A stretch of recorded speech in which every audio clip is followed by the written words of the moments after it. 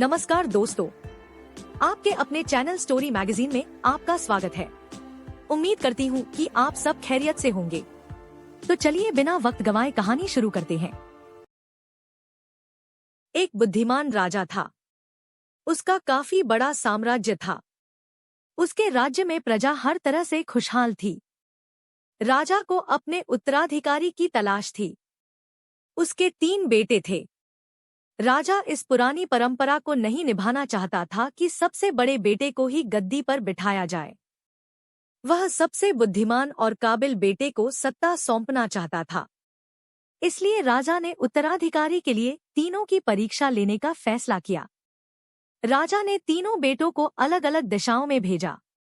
उसने हर बेटे को सोने का एक एक सिक्का देते हुए कहा कि वे इसे ऐसी चीज खरीदे जो पुराने महल को भर दे।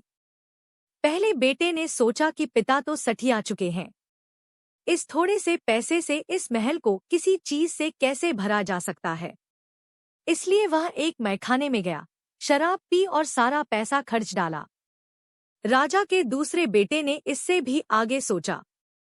वह इस नतीजे पर पहुंचा कि शहर में सबसे सस्ता तो कूड़ा कचरा ही है। इसलिए उसने महल को कचरे से भर दिया। तीसरे बेटे ने 2 दिन तक इस पर चिंतन मनन किया कि महल को सिर्फ एक सिक्के से कैसे भरा जा सकता है। वह वाकई कुछ ऐसा करना चाहता था जिससे पिता की उम्मीद पूरी होती हो। उसने मोमबत्तियां और लोबान की बत्तियां खरीदी और फिर पूरे महल को रोशनी और सुगंध से भर दिया।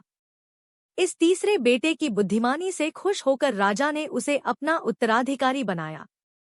इस हिंदी कहानी से हमें यह सीख मिलती है कि बुद्धि से कुछ भी पाया जा सकता है।